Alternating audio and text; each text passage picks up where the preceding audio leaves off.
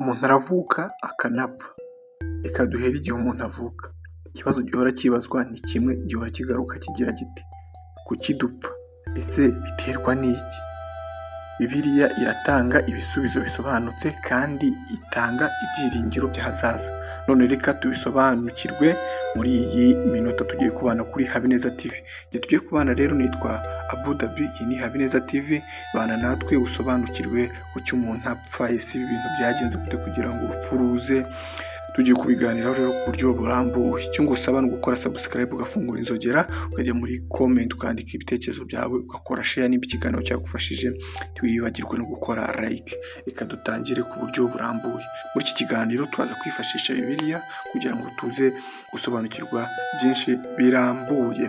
Ikibazo kuki dupfa? Bibiliya itubwira ko mu ntangiriro Imana yaremye umuntu kugira ngo abe mu mahoro igihe kirekire kandi atandukanijwe n'ururema rwe, ariko hari ikintu cyahinduye byose. Itangiriro ibice 2:17 aravuga ngo ariko igiti cy'ubwenge bumenyesha icyiza n'ikibi ntuzakiryeho, kuko umunsi wakiriyeho no gupfa uzapfa. Reka turebe no mu Baroma ibice 5:12. Kuko bimeze bityo, nk'uko ibyaha byazanywe mu isi n'umuntu umwe, urupfu rukazanwa n'ibyaha, niko urupfu rugera ku bantu bose, kuko bose bakoze ibyaha. Adamu na Eva batumviye Imana, bityo icyaha kirinjira, urupfu rukurikiraho. Urupfu rero si umugambi w'Imana, ni ingaruka yo gutandukana n'ubuzima bw'Imana. Ese ikindi kibazo wakibaza, se biterwa n'iki? Urupfu rufite inkomoko mu cyaha, ariko hari n'ibindi bituma buba ingorabahizi mu buzima bwa buri munsi. Reka turebe ibyo bintu. Icya mbere, icyaha cy'umuntu ku giti cye. Reka dusome mu Baroma ibice 6:23. Haravuga hati kuko ibihembo by'ibyaha ari urupfu, ariko impano y'Imana ni ubugingo buhoraho muri Yezu Kristo umwami wacu. Icya kabiri, isi yuzuyemo ubugome n'ibibi. Amaraso ameneka, intambara, ibiyobyabwenge, ubugizi bwa nabi, ibi byose bigabanya ubuzima. Icya gatatu, umubiri wacu ushaje. Aha turasoma muri Zaburi ya 90:10. Haravuga hati iminsi y'imyaka yacu ni imyaka 70, ariko kandi nitugira intege nyinshi ikagera kuri 80, nyamara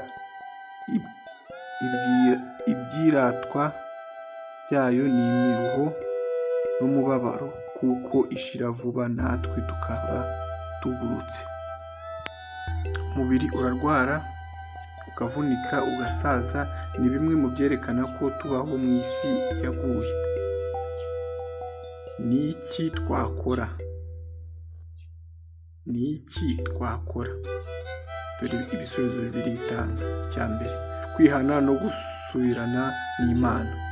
Reka dusome mu Byakozwe n'Intumwa ibice 3:19.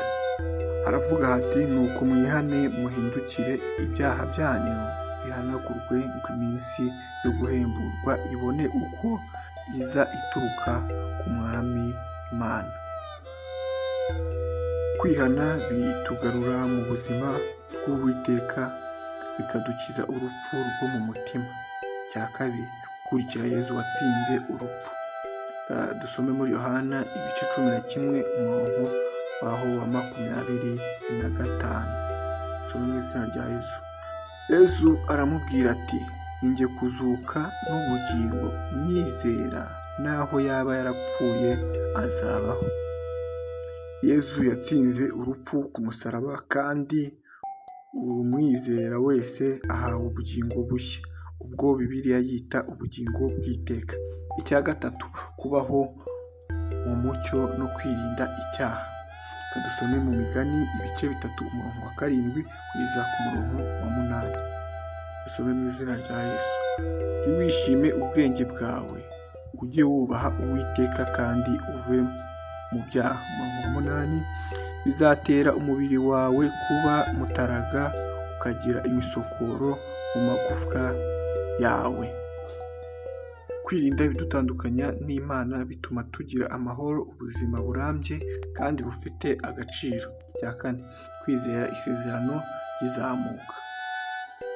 Dusome mu Byahishuwe ibice 21 umurongo waho wa 4. Dusome mu izina rya Yesu Kristo. Aravuga ngo izahanagura amarira yose ku maso yabo, kandi urupfu ntiruzabaho ukundi, kandi umuborogo cyangwa gutaka cyangwa kuribwa ntibizabaho ukundi, kuko ibya mbere bishize. Hari igihe isi izabaho idafite amarira, uburwayi n'urupfu. Iki ni cyo cyizere gikomeye umukristo afite. Ibyo urupfu rudukoresha n'ubutumwa bwagutse. Urupfu ruduha isomo ryo kumenya ko ubuzima ari ubusa kandi ko dukwiriye kubukoresha neza. Ruduha impamvu yo kubana neza, kubabarirana, gukundana no guha agaciro ingabire y'ubuzima. Kudapfusha ubusa umunsi w'uyu munsi. Bivuze ngo tupfusha ubusa uyu munsi ufite ubu nonaha. Kubaho mu rukundo no gutera abandi inkunga. Kugira intego n'inzira ishimwa n'Imana. Icyizere cy'uwo wemera Imana. Ni ukuvuga icyizere cy'umuntu wemera Imana. Umwizera ntapfira ubusa, apfa afite icyizere. Yesu yaravuze ati, unyizera azabaho naho yaba yarapfuye. Urupfu rwabaye akararo kajyana ku bugingo bushya, ku buzima budapfa. Nubwo dupfa, Imana yaduhaye Yesu ngo atugarurire ubugingo. Niba twemeye tukihana tukayoboka ukuri, tuzabona ubugingo bw'iteka. Niba iki kiganiro cyagufashije, kanda like, subscribe kandi usangize abandi kugira ngo nabo bumve ubutumwa bw'ibyiringiro. Njye rero twabanye nitwa Abudabi, ndabashimiye. Iyi ni Habineza TV. Ujye ukomeza kubana natwe, ni iby'agaciro. Unandike rero igitekerezo wumva twakoraho ku kiganiro cyacu cy'ubutaha. Ndabashimiye. Imana ibahe umugisha utagabanyije.